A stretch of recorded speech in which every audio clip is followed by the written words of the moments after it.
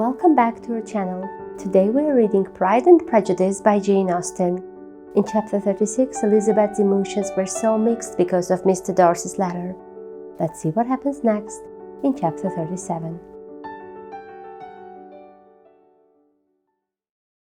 The two gentlemen left Rosings the next morning, and Mr. Collins, having been in waiting near the lodges to make them his parting obeisance, was able to bring home the pleasing intelligence of their appearing in very good health and in as tolerable spirits as could be expected after the melancholy scene so lately gone through at Rosings.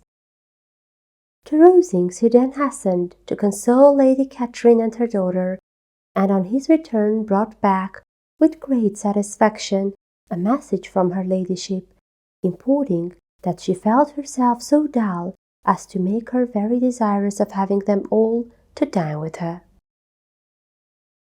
Elizabeth could not see Lady Catherine without recollecting that, had she chosen it, she might by this time have been presented to her as her future niece. Nor could she think, without a smile, of what her ladyship's indignation would have been. What would she have said? How would she have behaved? Were questions with which she amused herself. Their first subject was the diminution of the Rosings party. "I assure you, I feel it exceedingly," said Lady Catherine. "I believe no one feels the loss of friends so much as I do. But I am particularly attached to these young men, and know them to be so much attached to me. They were excessively sorry to go, but so they always are. The dear Colonel rallied his spirits tolerably till just at last, but Darcy seemed to feel it most acutely, more I think than last year. His attachment to Rosings certainly increases." Mr. Collins had a compliment and an allusion to throw in here, which were kindly smiled on by the mother and daughter. Lady Catherine observed after dinner that Miss Bennet seemed out of spirits, and immediately accounting for it herself by supposing that she did not like to go home again so soon, she added, "But if that is the case, you must write to your mother and beg that you may stay a little longer. Mrs. Collins will be very glad of your company, I am sure." "I am very much obliged to your ladyship for your kind invitation," replied Elizabeth, "but it is not in my power to accept it. I must be in town next Saturday."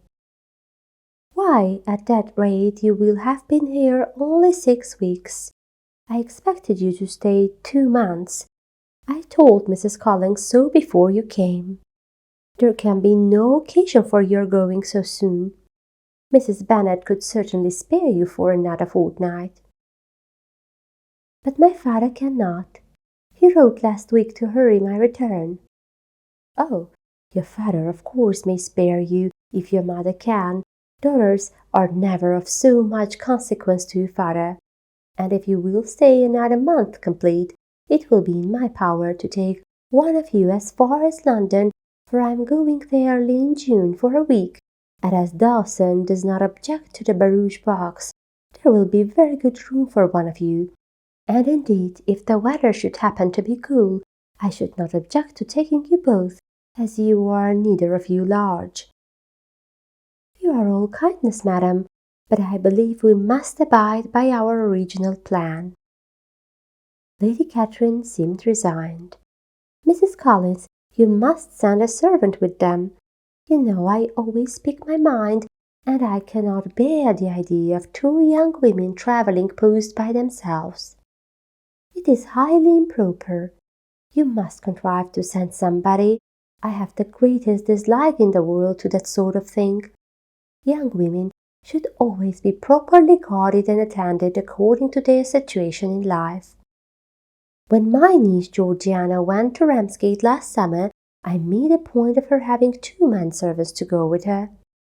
Miss Darcy, the daughter of Mr. Darcy of Pemberley, and Lady Anne could not have appeared with propriety in different manner. I am excessively attentive to all those things. You must send John with the young ladies, Mrs. Collins." I am glad it occurred to me to mention it, for it would really be discreditable to you to let them go alone. My uncle is to send a servant for us. Oh, your uncle! He keeps a manservant, does he?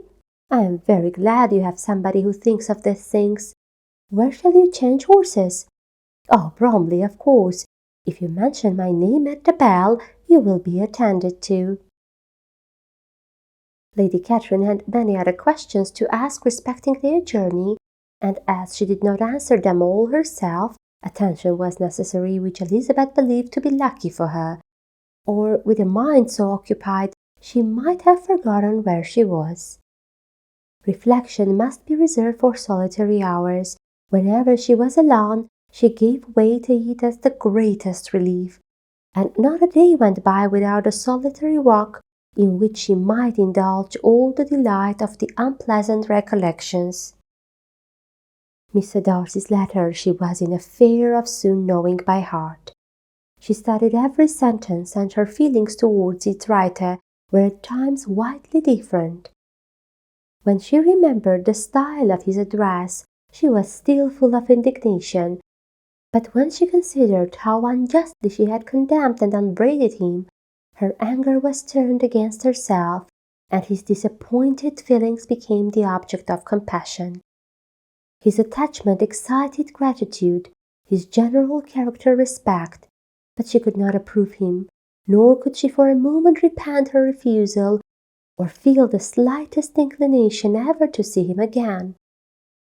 In her own past behaviour there was a constant source of vexation and regret, and in the unhappy defects of her family, a subject of yet heavier chagrin.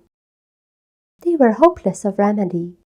Her father, contented with laughing at them, would never exert himself to restrain the wild giddiness of his youngest daughters, and her mother, with manners so far from right herself, was entirely insensible of the evil.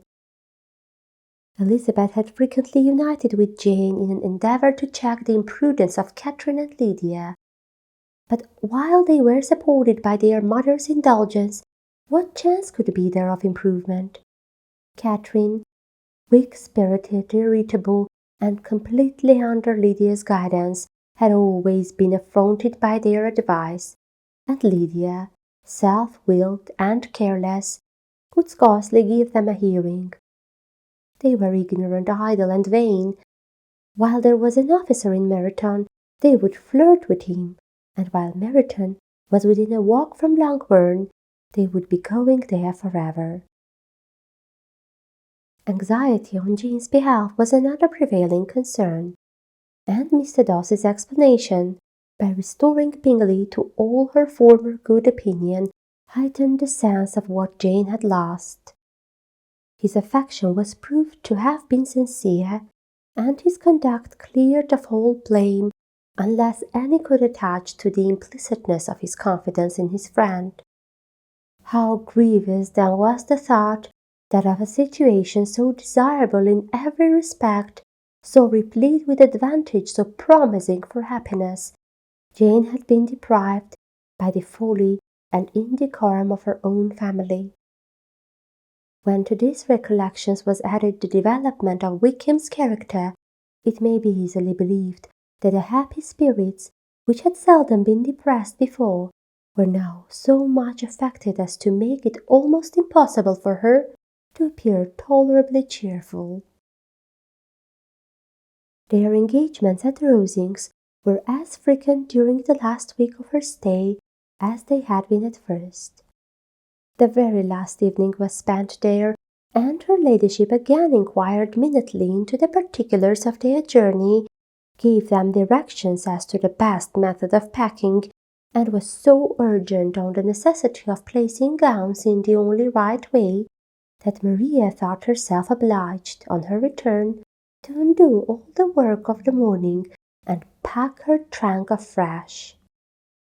When they parted, Lady Catherine, with great condescension, wished them a good journey and invited them to come to Hunsford again next year, and Miss de Bourgh exerted herself so far as to curtsy and hold out her hand to both.